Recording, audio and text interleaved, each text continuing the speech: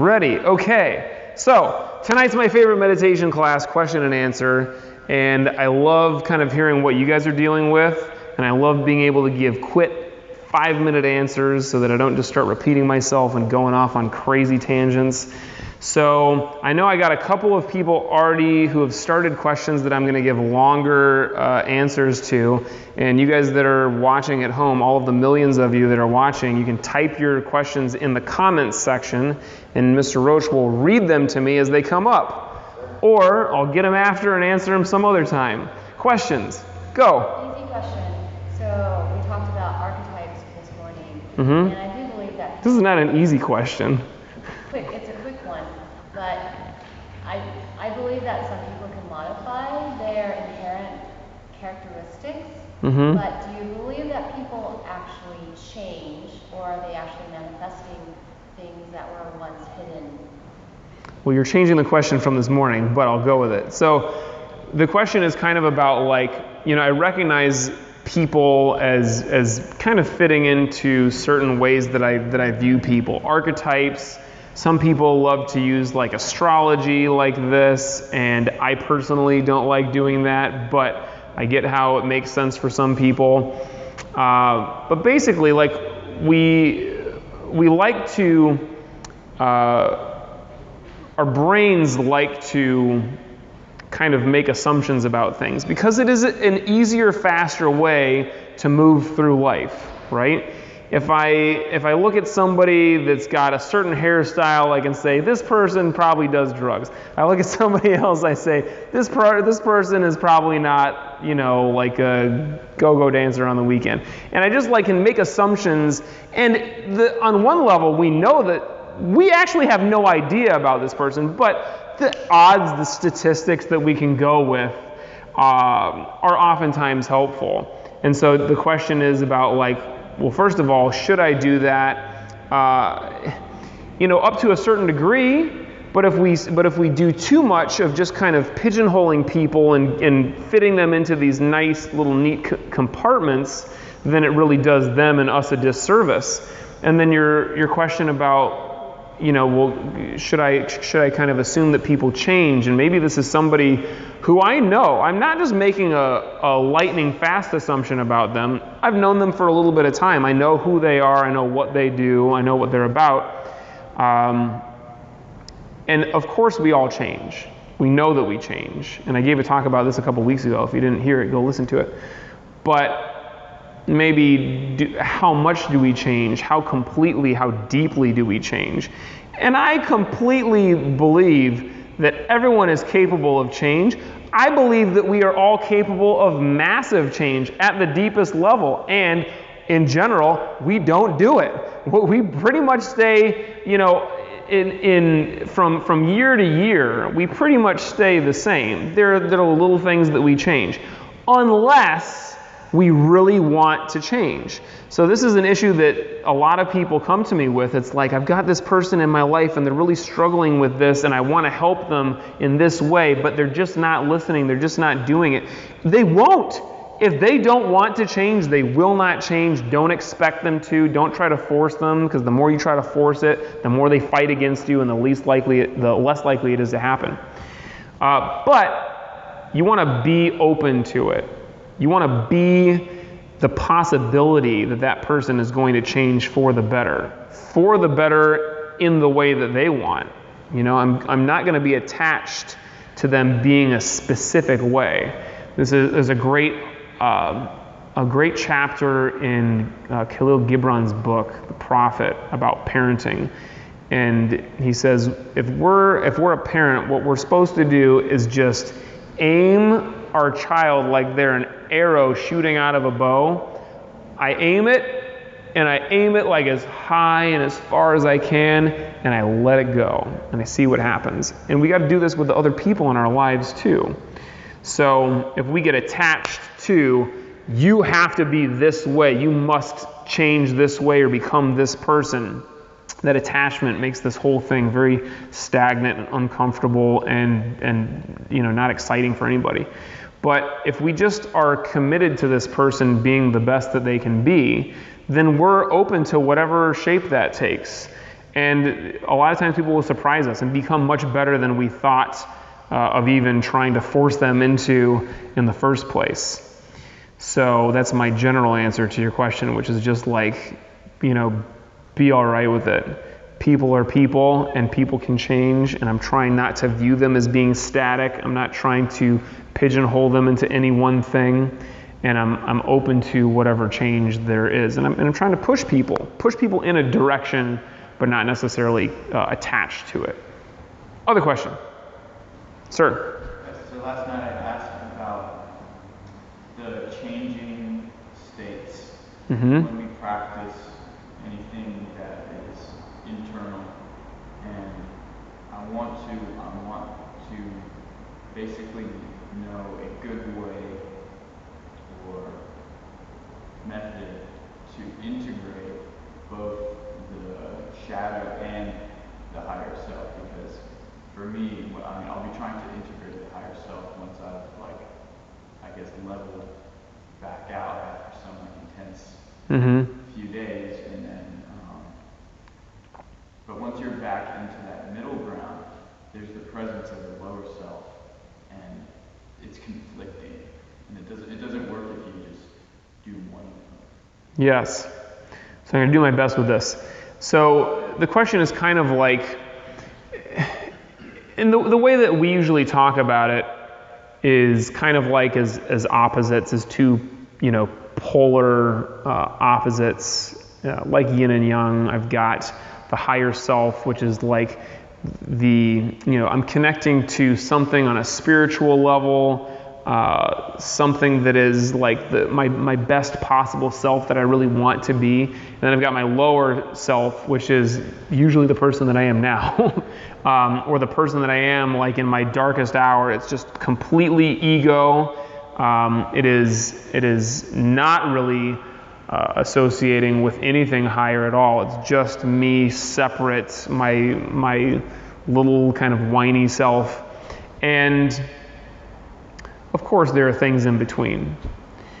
I want to talk about it like as if there are just two things, acknowledging that there are other states in between there, depending on how you're looking at it. But I want to talk about it as if I'm either identifying as ego. I'm very much just in the body, separate from everybody else and everything else, or I'm identifying as my higher self, which is very much connected to everything, not attached, open to the possibilities. And you want to be able to, as you said, integrate these things, because the ego has its purpose. The ego is that which that basically experiences life as an individual. The ego is the thing that keeps you alive. The ego is this thing that, sometimes pushes us in a good direction, sometimes pushes us in a bad direction. But it is very limited. The ego can have an imagination, but really when you are identifying as the ego, you are very small, incredibly small. And you want to treat your ego like it is a small child, like it is a baby that just doesn't know what's good for it. And that doesn't mean that you look down on it and you sneer at it and you're just like, this thing is pathetic. It's a baby. It's exactly what it's supposed to be. It doesn't know Shakespeare. It knows goo goo gaga, and it wears diapers. And this is like on some level, if you're comparing your small ego self to, the biggest possible, you're identifying as the universe, as Buddha nature, as God, as all of this, as the divine. Your ego is like a baby, and it's like less than a baby. But if you have a baby someday, you will recognize that it doesn't know anything, and it's in diapers, and that's exactly the way that it's supposed to be, and you're going to love it for that. You don't look at your baby and think, how come you don't know algebra yet? You are just like, yes, you are exactly who you are and exactly what you're supposed to be, and it's beautiful, and I love you for it. If you can be in your higher self, if you are identifying with the higher self and considering your ego, your higher self considers your ego as something that is to love, something that is not to fight against. You should not fight against a baby. It's something to just take care of and cherish, you know? This ego has really gotten you pretty far. This thing has served you well, and it's going to continue to do that. And sometimes the best way that you can deal with the ego is just put that baby in the back seat and not let it drive the car. It's just like back there, and okay, I'm in charge now, and I'm gonna strap you in. I'm gonna keep you safe. I'll check on you, but I'm gonna drive and take you where we need to go. And it really is, like I said the other day, yesterday. This is all about love. This whole concept of being able to integrate is about loving. And if you can love that part of you, if you can love your ego, then it no longer becomes something that you're fighting against. And the ego can be super annoying. It can be that baby on the airplane that will not shut up. And, just like you shouldn't turn around and smack that baby on the plane because it's just going to make it worse, you don't do that to your own ego. You love it. You recognize, yep, that baby's crying. That's what babies are great at. That's exactly what that baby's supposed to be doing right now. And you treat it with as much love and compassion as possible. So, as I said before, I think that when we are out in the world being with other people, the vast majority of the time, people are ego forward. They are that which is separate. They are the individual, and they're really thinking about themselves. And you can't blame them for that, because that is exactly where they are and exactly the way that they're supposed to be. In that moment, that is it. So you love that person for exactly who they are, and don't expect them to be any other way. You're there for it, kind of going back to Leah's question. You're there for it. You're the possibility that they can, identify with their higher self, make progress through meditation or practicing martial arts or whatever there is, but you're not trying to force them into it. This idea of just loving is really an expansive experience. So what you're trying to do is, and this is going to sound real gruesome, you're trying to basically expand so that you're swallowing up that baby. You're swallowing up the ego self. And it's going to be there. You're taking it with you. I for sure believe that there are truly enlightened beings in this world, and that we can become truly enlightened, and that we can stop identifying nearly completely or completely with the ego. But man, that's hard. And I think that there are all these steps kind of along the way where I'm just more often identifying as my higher self. And when I notice the ego is there, I just show it some love, I give it what it needs, and then I kind of just set it aside again and I come back to it. And you want to think of this as like a habit. I heard a great phrase recently about meditation and all this internal work as really being the act of breaking the habit of identifying as the ego, or breaking the habit of human identification. And if we recognize it as a habit, we recognize there are steps that we can do, there are actions that we can take that take us in that direction. And it's like breaking any habit. It might not happen like this. It might.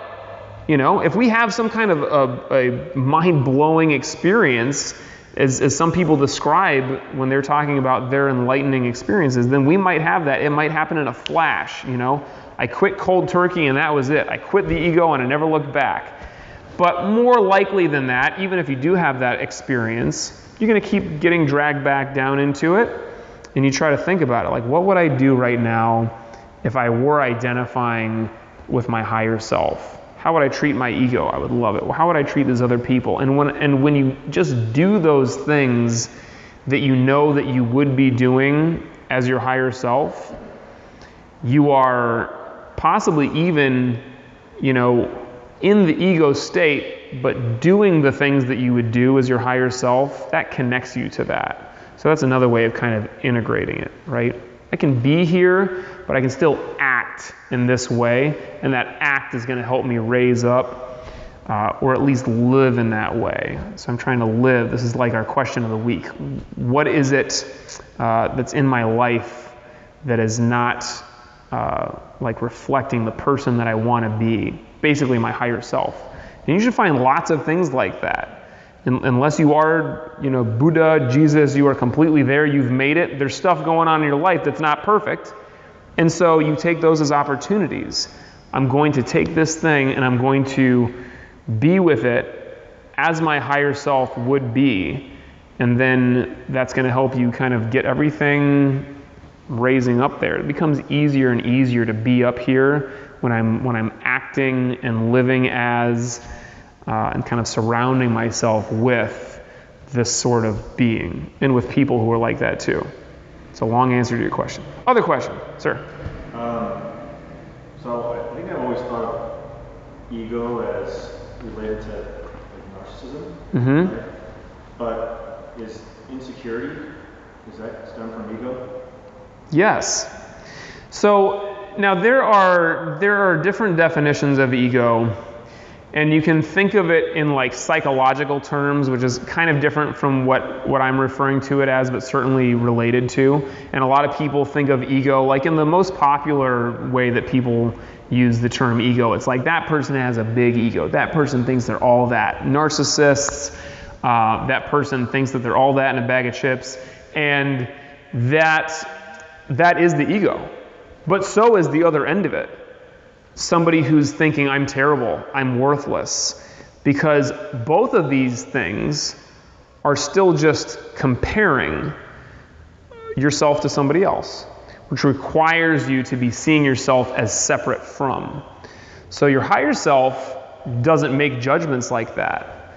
Your higher self just kind of sees everything as one. This is the oneness that you hear people talk about. And therefore, we're not interested in just taking away that kind of higher part of the ego, which is thinking that they're better than everybody else, and being down here in this lower part of the ego. We're trying to take this whole thing and just let it dissolve. And there are a couple of things that you can do, but one of the best things that you can do is focus on somebody else. Because when you are really like being a great partner in class, when you're able to focus on what somebody else needs, then you're out of your own head and you are really connecting in kind of a meaningful way with that person. And in class, oftentimes you're actually physically doing this, and that is an amazing way to experience this. When you get into a flow with somebody, so you're brand new, but you're going to at some point spar or grapple with somebody and have an experience where you're like, oh man, I just was not just me. I was us.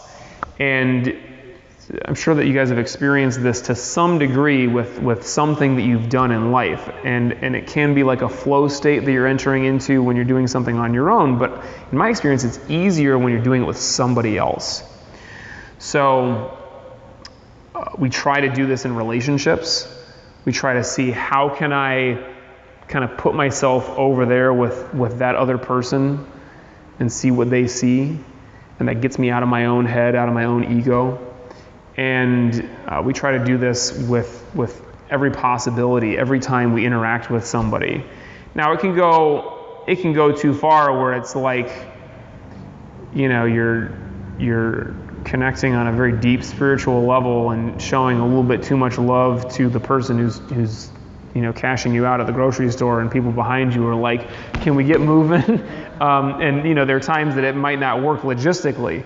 But the more we practice it, the better we get at it. It is a habit. So, we want to try to use meditation, use partner work, use whatever way we can. And we're kind of creating those pathways in our mind, those connections. Every time you do something, it becomes easier to do it. So you notice that sometimes when you practice getting angry, sometimes when you practice getting sad, sometimes when you practice getting happy, whatever it is, you'll start to just replay those tapes over and over again. We want to choose those things. And choosing the act of letting the ego dissolve and just completely connecting with somebody else, or just not being only that small self, whether it's the positive or the negative, we're trying to practice all that going bye-bye, at least for a second. Other question? We're pretty much out of time. I mean, I should really finish. I guess I'm finishing. Okay. So, in meditation, this is something that I haven't talked about in a little while, but kind of piggybacking on this idea of what I'm doing is for other people. Early on in my practice of meditation, I would get really frustrated when I would sit, because I would be like, I suck at meditation, I can't do this, and it's hard, and I give up in the moment. And that is very common and really easy to do. But at some point early on, I started to recognize, hey, I kind of love martial arts, and I think I want to do this for my life. And so I started to put a little bit more responsibility on every part of it, including meditation. I started thinking, I'm meditating for everyone else in my life. I'm meditating for everyone that I interact with today. I'm meditating for everyone that I'm going to interact with in the future, all of my future students. You know, I saw all of you guys in a dream, and I thought, these are the people who I'm meditating for right now. And when I'm able to do that, my meditation is sometimes better, sometimes not, but the thought of I give up doesn't really occur so much anymore. It is me doing it for something bigger, for someone else, someone outside of myself. And that has a tendency to kind of take the judgment out of the whole situation, because it's not about me anymore. It's about something bigger. So let's try to do that as we sit comfortably.